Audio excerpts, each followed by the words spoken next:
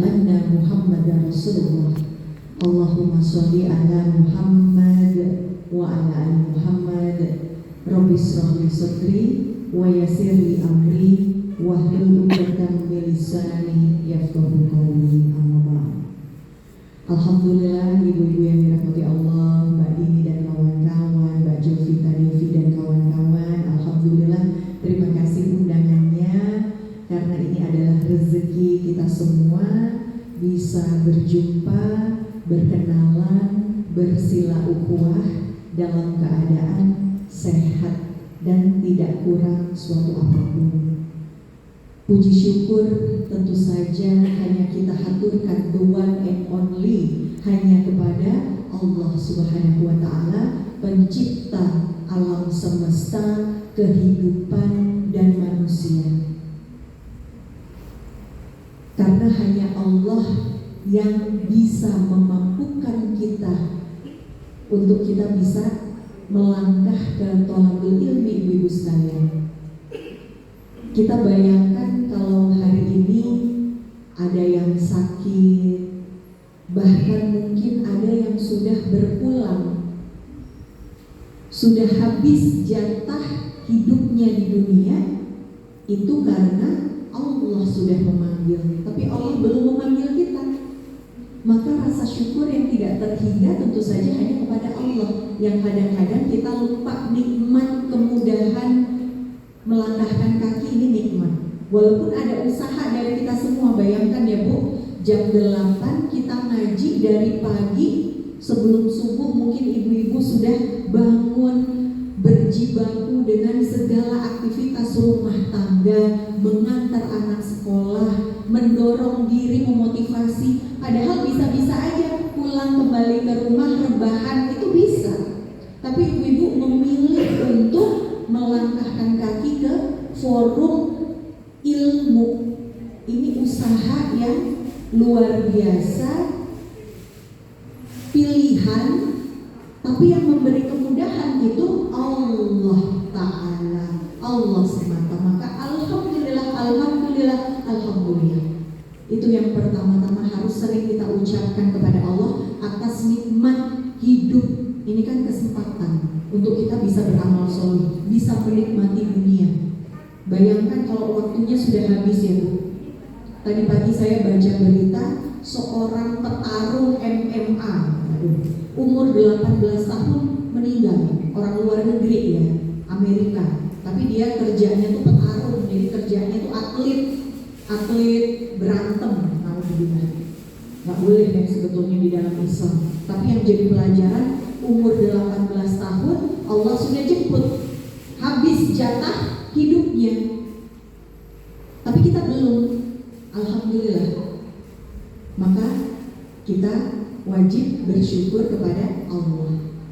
Salam dan salawat tentu saja kita curahkan kepada Nabi besar Muhammad Sallallahu Alaihi Wasallam, baginda Rasulullah yang Allah sudah turunkan ke muka bumi ini sebagai tauladan, sebagai role model yang Allah turunkan. Kemudian Allah juga turunkan Al-Quran yang keluar dari lisan beliau, firman-firman Allah yang otomatis menjadi buku panduan kehidupan kita. Maka alhamdulillah, Allahumma sholli ala Muhammad wa ala Muhammad. Insya Allah kita berharap di yaumil akhir nanti kita dikumpulkan bersama baginda Rasulullah Sallallahu Alaihi Wasallam. Ibu-ibu yang dirahmati Allah, alhamdulillah pagi hari ini kita akan memperbincangkan satu topik yang semoga bisa membuat kita berbinar-binar, termotivasi lagi untuk selalu ingat akhirat, menjadi bidadari dunia dan akhirat. Siapa yang gak kepingin jadi perempuan yang dipuji, dikagumi ya Bu, terutama oleh suami sendiri, itu yang paling penting. Karena kalau laki-laki yang lain mengagumi itu bukan prestasi sebetulnya ya, justru dikhawatirkan itu menjadi musibah. Jadi bagaimana agar kita menjadi bidadari, artinya sosok perempuan yang bisa membuat manusia lainnya ini terinspirasi, ini yang sebenar-benarnya menjadi bidadari di dunia. Karena kalau kita hanya fokus pada fisik semata, tentunya ini tidak akan abadi. Maka kalau kita lihat di dalam Al-Quran, tepatnya ada di surat Al-Waqiah. Jadi kalau ibu-ibu nanti di rumah pas baca Al-Quran, kemudian membaca artinya juga, ini bisa dilihat di surat Al-Waqiah ayat 35 sampai 38, yang artinya Allah Subhanahu wa Ta'ala berfirman, kami menciptakan mereka bidadari-bidadari itu secara langsung, lalu kami menjadikan mereka perawan-perawan yang penuh cinta dan sebaya umurnya untuk golongan kanan. Masya Allah. Menurut tafsir dari Kementerian Agama, nikmat dan kebahagiaan yang diterima bagi para golongan kanan ini maksudnya adalah golongan kanan mereka-mereka yang teguh imannya, selalu mentaati peraturan dari Allah Subhanahu wa Ta'ala dan Rasulnya. Jadi jangan heran Bu, kalau mulai mengkaji, tambah ilmu, nanti kerungu gitu, dengar-dengar ada golongan kanan, golongan kiri, ini apa sih? Sebetulnya memang disebutkan istilah tersebut di dalam Al-Quran untuk menggambarkan siapa-siapakah umatnya baginda Rasul yang teguh nanti setelah menimba ilmu ini. Kan kita praktek ya Bu, atas semua peraturan Allah yang Allah ciptakan di dalam kehidupan, dan inilah yang dimaksud nanti dengan golongan kanan. Karena kalau ibu-ibu menyadari, ibu-ibu memperhatikan dalam menjalani kehidupan ini kan banyak sekali pengaruh-pengaruh ya Bu. Kalau Mbak Devi itu mengingatkan saya, Mbak Ica ingat nggak dulu kita pernah ketemu? Waduh, dulu kapan ya? Kalau 7 tahun yang lalu ibu-ibu, itu saya belum hijrah Bu. Honestly saya ini juga adalah umatnya baginda Rasul yang sempat tersesat. Maksudnya tersesat itu apa? Na'udzubillah sih nggak sampai nggak sholat ya, sholat, tapi mungkin na'udzubillah pernah ada bolongnya, pernah ada penyepelekan. Kan banyak yang terjadi itu. Kalau saya ketemu sama jamaah ibu-ibu pengajian, Mbak Ica kadang kita tuh rihlah. Terus kalau rihlah tuh mungkin ada yang suka males sholat, boleh nggak sih dijamak? Waduh Bu, nanti kalau dijamak padahal tidak masuk hukumnya jamak, diperbolehkan jamak, itu nanti tidak sah sholatnya gitu. Karena harusnya kan di awal waktu ya, dan ada batasan jarak sehingga kita bisa masuk golongan yang boleh memperingan sholat. Kecuali kalau ibu rihlahnya itu Jakarta Bogor, nah itu boleh Bu dijamak. Ya dijamak tuh diringkas, bahkan boleh dikodok, dipersingkat, sudahlah dijamak dikodok. Nah ini termasuk kalau dulu karena belum hijrah, belum mempelajari ilmu, kadang-kadang masyarakat atau kaum muslimin itu menjalankan agama itu SSG Bu, suka-suka gue. Kayaknya nggak apa-apa pakai berdasarkan kayaknya nggak apa-apa gitu ya. Apalagi ditambah lagi Allah Maha Penerima Taubat, Allah Maha Pengampun, dan Allah Maha Penyayang. Wes orang opo. Akhirnya saya kejelungup yang membuat saya astagfirullah, kayaknya aku salah nih, kayaknya hidupku ada yang salah nih gitu. Lalu saya bergegas thalabul ilmi Bu, mulai lagi mencari ilmu dari akarnya, dari akidah dulu gitu. Akidahnya tuh diperkuat lagi. Karena kalau nggak diperkuat, kadang-kadang kita merasa semua benar nggak apa-apa gitu ya. Apalagi yang paling membahagiakan, oh ya semua agama itu benar, kan semua mengajarkan kebaikan. Nah ini sangat berbahaya. Ini adalah kawasan akidah yang kita harus gali ilmunya agar menjadi pondasi yang kokoh. Maka pada saat seorang muslim itu sudah bersyahadat dia, asyhadu an la ilaha illallah wa asyhadu anna Muhammadar Rasulullah. Aku bersaksi tiada Tuhan selain Allah. Ini ide dasar dari Islam, ibu-ibu sekalian. Jadi kalau kita ingin menjadi bidadari di dunia dan di akhirat, kita adalah seorang muslimah, maka pondasinya harus benar dulu. Kalau membangun rumah itu kan pondasi itu adalah satu hal yang mendasar. Dia yang membuat bangunan itu menjadi kokoh. Keyakinan kita kepada Allah, Tuhanku itu satu. Tiada Tuhan selain Allah. Allah yang menghidupkan aku, Allah yang memberikan aku modal untuk cantik. You are beautiful, beautiful. Cantiknya ini kan dari Allah. Apalagi nanti dirawat pakai kristaliur, halal ya bahannya, alhamdulillah. Harus halal karena nanti cara merawat itu juga harus sesuai dengan perintah Allah. Nah maka ini penting pondasi, pemahaman terhadap ide Islam. Allah menurunkan Islam sebagai jalan hidup. Allah turunkan kepada baginda Rasulullah. Baginda Rasulullah 1400 tahun yang lalu beliau dipilih oleh Allah menjadi Rasul. Apa buktinya? Wahyu. Baginda Rasul juga gemetar ya waktu pertama kali menerima wahyu. Ini apaan gitu kan? Makanya ada surat Al-Mudaththir. Baginda Rasul menerima wahyu, pulang gemetaran. Aku kedengaran sesuatu. Kemudian ada bukti-bukti kerasulan yang berikutnya. Ada pendeta ini apa namanya turun-temurun sudah dikabarin dari zamannya Nabi Isa alaihi salam. Itu beliau juga muslim, tetapi muslim dengan syariat yang diturunkan oleh Allah terbatas pada saat itu hanya kepada kaumnya saja. Jadi di surat Al-Baqarah itu ibu-ibu sekalian, semua nabi dan rasul adalah muslim. Jadi ini tidak terbantahkan. Sampai kalau ibu-ibu cari di Google penelitian terhadap perbandingan agama itu keluar, nanti ada salah satu profesor dari Universitas Yerusalem, dia meneliti kitab-kitab terdahulu. Itu sebetulnya dibukukan atas dasar firman Allah, hanya saja nama dan pembelok-belokannya ya itulah ya, karena ujian yang dialami oleh umat manusia untuk mencari jalan kebenaran. Ini juga harus dipahami sebagai fondasi akidah. Maka kalau kita ingin menjadi bidadari dunia akhirat, imannya harus kokoh. Pemahaman terhadap Allah itu satu.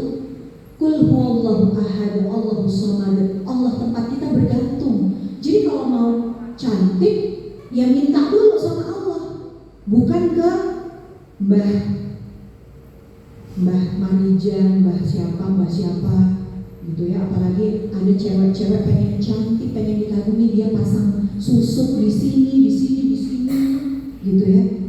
Ada tuh namanya umat tuh Bu, saya kan punya sosial media, ini kan tersebar ya di seluruh Indonesia. Kadang ada yang curhat gitu, Mbak Ica, suami saya kena pelet perempuan lain, sepertinya dia pakai susuk. Padahal biasa aja, tapi kayaknya cowok-cowok tuh ngeliat dia cantik banget gitu. Pakai segala macam ke dukun gitu ya, Mbah dukun, gimana ya biar rezeki saya banyak. Nah loh, ini pemahaman yang salah Bu, nggak bakal bisa jadi bidadari kalau begini. Padahal bidadari itu adanya di surga, tadi kata Allah ya di surat Al-Waqiah. Jadi harus dimulai dengan fondasi keimanan yang kokoh. Bagaimana membuktikan adanya Allah? Dengan kita ngaca aja, Bu, ini sudah membuktikan adanya Allah. Kok ada yang makhluk, ono irunge, ono sing mancung, ono sing rada pesek gitu ya, ono sing matane belok. Kok bisa ya Allah menciptakan beragam bentuk manusia? Nggak mungkin ada yang lain yang bisa dan mampu menciptakan makhluk sempurna seperti manusia, punya akal, punya hati, punya keinginan. Tapi keinginannya ini harus dikendalikan ya gitu. Punya hawa nafsu, tapi juga punya hati nurani, bisa bernafas. Kurang dari 20 detik kita menarik nafas, jantung memompa darah ke seluruh tubuh, kita bisa bergerak. Ini siapa yang sistem begitu rumit seperti ini kalau bukan Allah? Nggak mungkin. Katanya ilmuwan bisa cloning ini belum sempurna. Nah, ini adalah akidah ibu-ibu sekalian. Konsep keyakinan kepada Allah bahwa Allah yang menciptakan, Allah nanti juga yang mematikan, dan Allah yang akan menguji kita siapa di antara kita yang lebih baik amalnya. Jadi nanti Allah itu tidak menguji silahkan yang hidupnya paling mancung mendapatkan surga tertinggi, silahkan yang kulitnya paling putih mendapatkan surga tertinggi. Enggak gitu. Makanya saya langsung putar arah, karena kalau hanya mencari dunia, ingin menjadi bidadari dunia, tapi lupa nanti kita akan ke akhirat, dunia ini rasanya ingin kita raih-raih. Padahal kata baginda Rasul, manusia itu diberikan ujian, yaitu rasa yang tidak akan pernah puas. Setelah seorang manusia diberikan satu gunung emas, maka dia biasanya akan menginginkan gunung emas yang kedua dan yang ketiga, hingga tanah liat yang akan mengenyangkan diri. Macir gitu ya. Ini kalau kita tidak bermuhasabah, rasanya pengen filler bu, biar agak mancung sedikit gitu loh bu saya. Terus rasanya pengen copot di geraham dua belakang agar tirus. Karena dulu profesi saya penyiar bu, penyiar televisi. Penyiar televisi itu diuji, dia akan ingin lebih cantik lagi, lebih cantik lagi, lebih cantik lagi. Dan ini hawa nafsu bu. Kalau kita nggak ngerem pakai akidah, ingat Allah nanti akan mematikanmu. Kalau udah mematikan, apakah Allah, wah Ica prestasimu ya, hidupmu tambah bangir ya, enggak masuk surga, nggak gitu. Kata Allah di surat Al-Mulk, alladzi khalaqal mauta wal hayata liyabluwakum ayyukum ahsanu amala. Kata Allah, aku yang menghidupkan kamu, aku akan mematikan kamu, dan aku menguji kamu siapa di antara kamu yang lebih baik amalnya. Bukan lebih mancung hidupnya, bukan lebih putih kulitnya, walaupun boleh ya bu dirawat nanti untuk beramal, nah gitu nanti. Maka menjadi bidadari di dunia dan di akhirat itu yang pertama memahami bahwa semua yang kita lakukan untuk Allah. Cantik, nanti kalau kita cantik untuk siapa bu yang utama? Untuk suami. Jadi suami berangkat kantor kita cantik, dadah ayah gitu ya, berangkat bismillah, nanti pulang kita udah cantik, selamat datang ayah, mau dibikinin apa teh. Tapi kadang-kadang perempuan itu ya bu, sekarang itu masalahnya itu ada pada godaan materialisme. Gajinya yang semua ngomong-ngomong, malas aku balik jauh, mendingan pakai dasar suara-suara ngopo, mas bejo gajinya sidik, ngopo tak sambut-sambut. Astagfirullah. Ini bagaimana caranya seperti ini mencari tahu ya solusi atas segala tantangan-tantangan agar kita bisa beramal sholih karena Allah. Nanti pada saat kita mempelajari akidah ada satu pembahasan tentang qada dan qadar, itu takdir, membahas tentang qada, ketetapan Allah. Ketetapan Allah itu adalah salah satunya nanti kita dihisab atau ditimbang amalan kita itu berdasarkan kewajiban kita. Begitupun juga suami. Maka salah satu kewajiban sebagai seorang ibu dan istri itu adalah menjadi sahabatnya suami, ummu waribatul bait, itu ratu rumah tangga. Nah maka kalau kita berdandan cantik, itu sebetulnya yang paling tepat adalah mempersembahkan kepada suami, karena dia yang paling berhak menikmati kecantikan kita. Sementara seorang muslimah pada saat dia keluar rumah itu justru seharusnya adalah melindungi kecantikannya agar tidak terlalu berlebih-lebihan. Maka menjadi bidadari dunia dan akhirat itu artinya meluruskan niat cantik kita itu untuk suami itu dulu. Yang kedua, boleh saja sebetulnya merawat, berdandan dengan baik, berhias itu boleh di dalam Islam, Hanya saja kalau keluar rumah itu tidak boleh berlebih-lebihan. Contoh ya Bu, nah ini sudah masuk kepada syariat, mungkin agak berat sedikit, tetapi saya harus menyampaikan kebenarannya gitu ya. Saya punya lipstik merah nyeter itu Bu. Wah itu kira-kira kalau saya pakai keluar rumah itu Pak Satpam kompleks saja mau membuli Bu Ica gitu ya. Nah ini dikhawatirkan akan menimbulkan yang namanya penyakit hati. Penyakit hati itu apa? Salah satunya bernafsu kepada yang bukan mahram. Pak Satpam ini kan punya istri ya Bu ya. Pak Takmir ini juga punya istri ya. Nah kira-kira kalau dia melihat kita itu, kira-kira akan muncul nggak ya, rasa-rasa membandingkan, rasa-rasa tidak bersyukur dengan yang ada di rumah karena melihat kita. Nah ini kita juga harus menjaga begitu. Karena sebetulnya bidadari itu adalah perempuan yang dia terjaga ya. Makanya kata Allah di surat Al-Waqiah, dijaga, diperawat terus. Jadi nanti kita kalau masuk surga tuh kembali Bu, usianya 30-an lagi kinyis-kinyisnya gitu ya. Kemudian kita mau minta sama Allah, ya Allah mukaku kepengen kayak apa namanya, siapa tuh, kayak Angelina Jolie gitu. Bisa-bisa saja. Memang kata Allah itu terserah besok mau minta apa kalau udah masuk surga. Silahkan masuk ke dalam surga dikarenakan atas kesabaranmu di dunia. Nah ini sabarnya ini luas ya Bu, termasuk menjalankan perintah Allah, mematuhi, menjauhi larangan Allah, menjalankan kewajiban-kewajiban kita di dunia. Nah itu bisa-bisa saja. Tetapi pada saat di dunia, memang perintahnya Allah adalah tadi itu kalau keluar rumah itu tutuplah auratmu. Nah itu 7 tahun yang lalu saya masih suka pakai baju yang barat-baratan lah bisa dibilang. Sampai kemudian berhijrah, mempelajari agama, bismillah ya Allah itu bertahap tuh. Saya dulu masih kerudungnya pendek dulu, pakai celana. Terus saya belajar lagi, nggak puas ya, apa ini udah solihah belum ya gitu. Ternyata perintahnya itu perempuan ya kalau ingin dia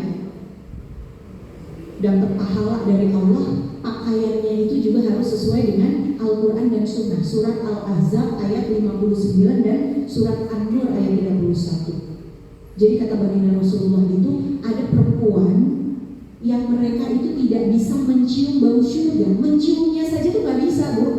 Yaitu mereka yang berlenggak-lenggok seperti ulu unta dan kemudian berpakaian tetapi telanjang. Wah, saya dulu itu Bu merasa tersindir habis-habisan pada saat membaca ayat itu, membaca hadisnya baginda Rasul ini diramu kok ya berpakaian tapi telanjang. Tapi saya sempat nyanyi ya Bu sama ustazah. Ustazah berpakaian tapi telanjang gimana? Oh aku nih pakai pakaian ini loh, jeans ini loh pakaian ustazah. Saya bilang gitu. Ustazahnya itu sabar banget Ibu. Mbak Ica, dia ngomongnya tuh suaranya nggak keras, nggak kayak saya nih, nggak kayak saya gitu. Mbak Ica, coba Mbak Ica renungkan, celana jeansnya jenengan itu kan ketat tuh. Lalu apa bedanya karo pahami jenengan cuma beda warna kok? Saya diam aja. Juta jatuh di depan cermin ya Bu. Iya sih, emang ini jeansnya ketat banget kan, jeans Zara tuh Bu. Saya kalau beli abis MC saya belanja ke Jakarta tuh di Zara itu kan ada skinny jeans gitu ya. Skinny jeans tuh kecil gitu ya, apalagi kita dulu langsing ya, kalau sekarang langsung ya, namanya juga emak-emak ya. Astagfirullahaladzim, iya ya, cuma ganti kulit aja ya. Ya kulit kumis selalu mateng, ini kalau nganggo jeans Zara yo jadinya biru gitu. Ya Allah gitu ya Bu. Terus kalau sholat tuh ya Allah, betapa sakit hatinya aku ya Allah. Kok ternyata petoknya kok orang mari-mari gitu. Jadi saya berdoa ya Allah, bukakanlah pintu hatiku terhadap hidayah. Aku ingin menjadi perempuan yang solihah. Sudah pernah jadi penyiar cantik, masuk TV, dikeploi oke uang, terkenal, tapi ketok enek memberikan contoh yang buruk. Ini kan dosa jariah dari Allah. Ya Allah, buat saya itu dimudahkan saya untuk bertobat, untuk berubah. Doa baik itu Bu, insya Allah dikabulkan oleh Allah. Nah itu pelan-pelan saya bisa berubah. Lama-lama saya sama koleksi jeans saya dari yang skinny, dari yang cutbray. Ya itu mulai saya masukkan ke dalam. Jadi boleh Bu pakai celana jeans ketat tapi di dalam. Itu akhirnya saya ya deh, ya udahlah gitu ya Allah saya kepingin menjadi bidadari karena aku yakin aku besok akan mati. Besok aku kepengen kuburanku tuh, saya kan takut kecoa ya Bu ya, saya tuh membayangkan kalau di alam kubur itu nanti kita dikerubungi kecoa, dikerubungi kelabang. Ya Allah gimana sih biar kita gak dapat siksa kubur. Itu kan salah satunya adalah taat kepada Allah. Jadi saya berdoa, ya Allah Bu ya kuburanku nanti paling enggak kayak kamar belasnya di Royal Ambarukmo lah ya Allah gitu. Jadi itu memotivasi saya untuk menjadi solihah ibu-ibu sekalian, untuk taat kepada perintah Allah dan Rasulnya, mengikuti bagaimana cara berpakaian sesuai dengan Al-Quran Al-Ahzab 59 dan An-Nur 31. Julurkanlah jalabibhina, jilbab itu ternyata saya belajar bahasa Arab. Jalabibhina itu adalah pakaian yang menjulur ke bawah menyerupai terowongan. Oh alah kenapa ya kok body gitu ya. Dulu kalau saya belum hijrah tuh lihat ustazah itu nganggo pakaian kok gobor body gitu ya, kalau karung beras wes lemu tambah lagi body gitu ya. Tapi astagfirullahaladzim, itulah Bu akhirnya 7 tahun sampai dengan sekarang, dan insya Allah masih terus perjuangan hijrah sampai dengan Allah menjemput kita pulang. Kita wajib berjuang untuk istiqomah karena kita pengen jadi bidadari kan Bu gitu. Jadi kalau kita kepingin termotivasi menjadi solihah, mentaati peraturan Allah, belajar setapak demi setapak, ingat aja kita pengen jadi bidadari, kita pengen cantik lagi, bahkan lebih cantik gitu ya Bu. Kalau zaman sekarang kan kadang kayak dulu saya pernah, wah Mbak Ica ireng gitu ya, sajanya gue ini naik suntik putih, nganu loh, HP loh siarannya gitu. Mbak Ica nih bawa filler mirip Yuni Syara loh ya Mbak, naik filler gitu ya. Saya buka lagi hadis, Ustazah boleh nggak sih filler? Tidak boleh merubah apa yang menjadi ciptaan Allah kecuali untuk merawat, kecuali ada unsur syar'i, kue kecelakaan, ilmu mengo setara boleh kita operasi ya Bu. Tetek kurang gede, nanti kalau dioperasi gaji sebelah. Sekarang macam-macam, teman-teman saya itu macam-macam. Ada yang wong lanang Bu, wong PNI, orang sini itu. Aku tuh pengen jadi wedok, cara soalnya wong wedok itu gampang boleh duit, akhirnya dia operasi. Itu alatnya itu dipotong, operasi ke Thailand. Dulu saya utang-untung sama dia, sholat bareng dia, sholat dengan buku kena. Sekarang saya hijrah. Baca kisahnya Nabi Lut Bu. Nabi Lut itu dia diturunkan oleh Allah. Nabi Lut itu kan masih sepupuannya Nabi Ibrahim ya. Itu diturunkan di dalam suatu kaum tuh yang sukanya itu cowok suka sama cowok, cewek suka sama cewek. Kemudian sudah diperingatkan oleh Allah, mau nggak nih bertobat, sampai boleh deh nikah sama anaknya Nabi Lut, tapi nggak mau juga. Istrinya Nabi Lut ini melu-melu, suka temenan, ubiang-ubiung, sampai Allah mengancam, ini mau aku kasih azab nih, wes Nabi Lut lungo, pergilah, dan istrimu itu aja ono, asal dene nojo mengo-mengo, jangan ada rasa sayang gitu loh terhadap teman-teman yang suka berbuat maksiat. Ngeil, istrinya Nabi Lut ini gak mengo keseret ya Bu. Dan itu kota tempat berdakwah Nabi Lut itu hangus semua, dan manusianya itu habis semua. Jadi nggak boleh kita menyepelekan siksaan dari Allah ya. Dan itu menjadi satu motivasi juga kalau kita kepingin menjadi wanita yang solihah gitu. Karena kalau nggak digituin, kadang-kadang manusia itu nyepelekan kan gitu ya. Itu sampai saya baca sejarahnya, ada warga di desanya Nabi Lut itu yang sebetulnya dia tidak ada di kawasan itu, dia lagi di luar, tapi dia kena juga. Jadi kena meteornya itu meninggal. Jadi kaum yang bermaksiat itu dimusnahkan oleh Allah. Nah, kisah-kisah seperti ini menimbulkan rasa takut. Dan gak apa-apa Bu, namanya orang bertakwa kepada Allah itu ciri-cirinya dua. Ada rasa takut sekaligus ada rasa harap kepada Allah. Maka kalau ada yang bilang beribadah itu jangan tanpa rasa takut, lah kalau nggak takut terus gimana caranya?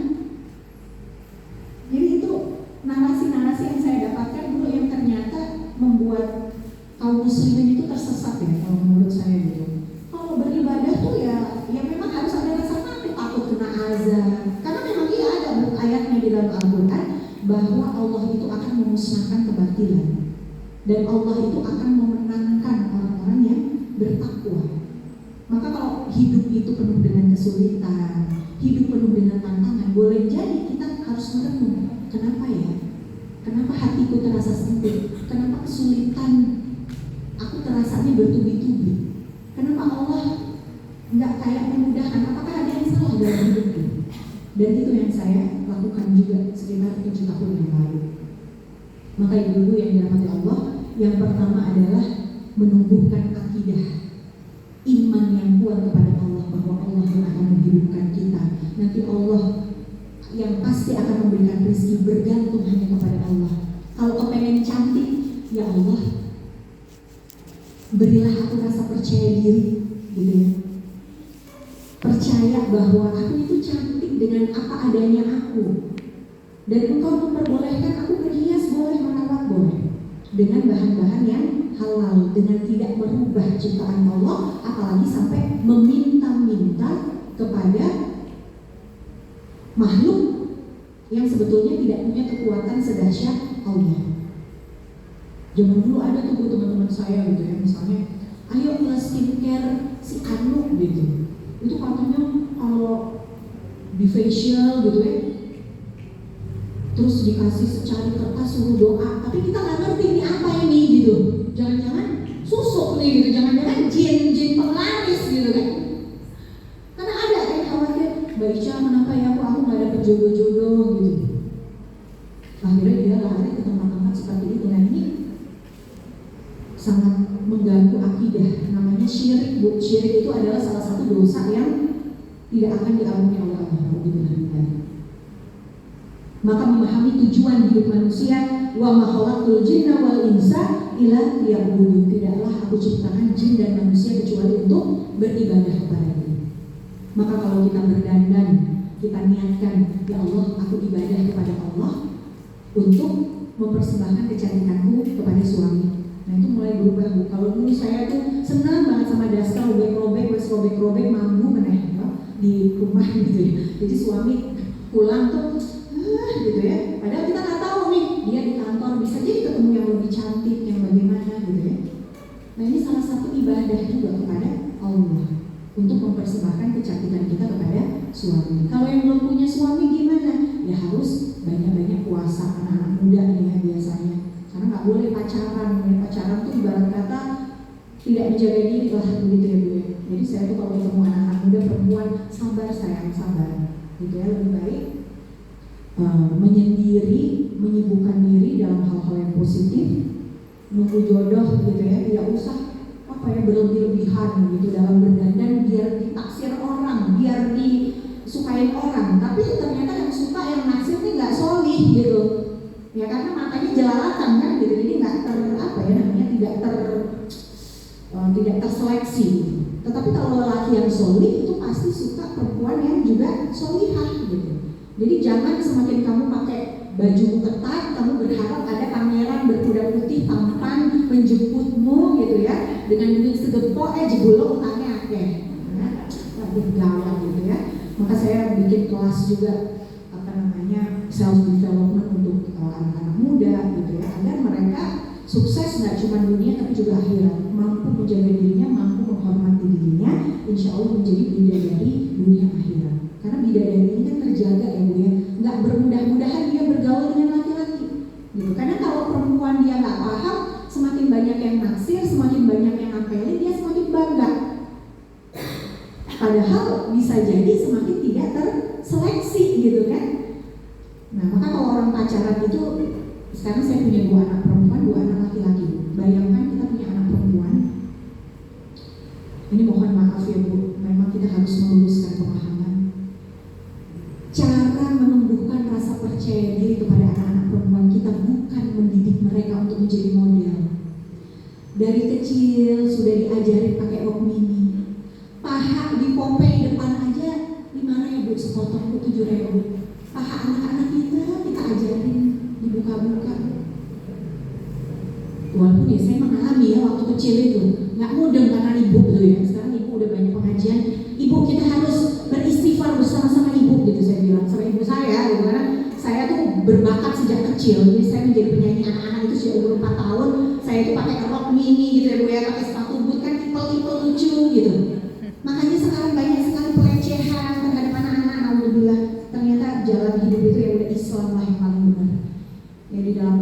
itu kita diajarkan menutup aurat. Coba sayang, pahamu tuh cantik ya, seksi. Bayangkan kalau pacaran itu ya Bu, kita sebagai seorang ibu tuh anak kita dijemput gitu ya, dipegang tangannya. Kalau kita beli buah itu kan, kalau beli rambutan, beli mangga, kita pegang-pegang ya, kita cium-cium. Aduh manis sih yo, kita manis sama orang ya. Tapi kok ragu ya, wes rasi doba sini wae. Bayangkan ya kalau anak kita perempuan pacaran, terus dia udah dipegang-pegang, dicium-cium, orang sudah dinikahi. Nah, gitu. Padahal di dalam Islam Bu, yang namanya menikah itu, laki-laki itu sudah berakad di hadapan Allah. Aku nikahkan, ya kata ayah gitu ya. Saya nikah kepada binti bla bla bla, itu berjanji di hadapan Allah menafkahi. Berase entek, nukok ke berase, nukok ke pulsane, nukok ke bedae.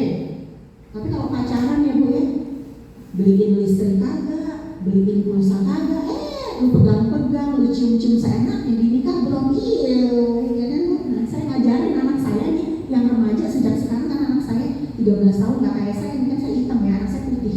Saya ajarin, nak, coba lihat di kaca, cantik ya namanya. Masya Allah, tabarakallah, siapa yang menciptakan Allah. Oke, Allah memerintahkan di dalam Al-Quran perempuan harus bagaimana? Menutup aurat. Iya, bayangkan ya, kalau kamu pakai rok mini, ketat-ketat ya, dinikmati ada Pak Satpam, Pak Beca, Pak siapa, iu ya nak ya, iya. Tersentuh perasaannya, mau deh tutup aurat. Masya Allah. Makanya Allah tuh baik banget ya nak ya, perempuan itu agar nanti menjadi bidadari, cantik, terhormat, menutup aurat ya nak. Kecantikannya itu tidak disebar-sebarkan. Punya rasa malu ya nak ya, malah jangan kalau anak-anak zaman sekarang diajarin jadi model gitu kan. Pose malah diketok-ketok ya, wes itu bolong. Ya kan sekarang modelnya segini-gini kan Bu. Ya saya punya dulu, sekarang saya pakai di rumah doang di kamar. Anak kita ajarin 1, 2, 3, set. Astagfirullah, bayangkan Bu, di mall ada bapak-bapak lihat, ada om, pakde, kakek, astagfirullah. Seperti ini kalau tidak saya sampaikan di dalam kajian, ibu-ibu itu gak mikir. Padahal menjadi bidadari itu cerdas Bu. Kita adalah warabatul bait, kita adalah ibu yang melahirkan anak-anak cerdas yang besok akan menjadi pemimpin umat. Pemimpin umat itu apa Bu? Sopan. Apa yang dijual? Bukan fisik, yang dijual kecerdasan. Kita bisa menjadi pengusaha. Bunda Khadijah, pengusaha top, bisnis muter, piye duit diputar, rizki dari Allah boleh kok dapat untung. Jangan lupa sedekah, jangan lupa hak-hak kaum muslimin yang lain, bisa bisnis. Jadi tidak menjual kecantikan, ini nggak boleh muslimah. Kalau ingin menjadi bidadari di dunia dan di akhirat, itu boleh bekerja di dalam bidang-bidang yang tetap menjaga harkat dan martabat seorang perempuan. Maka boleh kita bisnis, teman saya ada yang bisnis skincare, ada yang bisnis sebelah, ada yang buka training konsultan, ada yang buka sekolah. Boleh di dalam Islam perempuan bekerja, tetapi bukan dengan menjual kemolekan tubuh. Apa bedanya sama yang di sarkem? Naudzubillah. Ada yang bertanya, bagaimana Mbak Ica perempuan agar kuat ekonomi? Mereka yang menjadi kupu-kupu malam seperti lagunya itu ya. Apa yang terjadi terjadilah, yang dia tahu Tuhan penyayang umatnya. Bedek-bedek Tuhan penyayang umatnya, terus gue bisa jadi kupu-kupu malam, apalagi ada sinetronnya ya Bu. Ini pemahaman yang salah. Sebetulnya perempuan itu dimuliakan di dalam Islam dengan Allah memberikan kewajiban bagi seorang perempuan itu warabatul bait, sementara kewajiban mencari nafkah itu ada pada laki-laki sebenarnya. Tapi sekarang ini agak-agak kayak benang kusut ya Bu. Pertama, lapangan pekerjaan kepada laki-laki ini semakin sempit. Kemudian kadang-kadang mental laki-laki ini sekarang juga mengalami degradasi. Ya, biasanya mereka tidak sulit untuk menjadi pemimpin, kurang struggle, ya, kurang ulek, kurang ubet. Nah ini saya punya anak cowok 2, saya bilang, nah mama itu ketemu umat, ya, ketemu masyarakat itu dari Jogja ujung, ada keluar kota, selalu ada jamaah yang kerja, duit saya kepake. Rasanya kalau belum hijrah dalam hati saya tak aja tuh suaminya. Tapi astagfirullahaladzim, saya bilang sama anak-anak saya, kamu tuh anak cowok 2, besok kamu jadi wong lanang, jadi pemimpin rumah tangga. Arijalu qawwamuna 'ala nisa, kata Allah di surat An-Nisa. Pemimpin bagi perempuan, kamu besok harus mendidik, menafkahi, menyayangi, mengayomi, mencintai agar istrimu tuh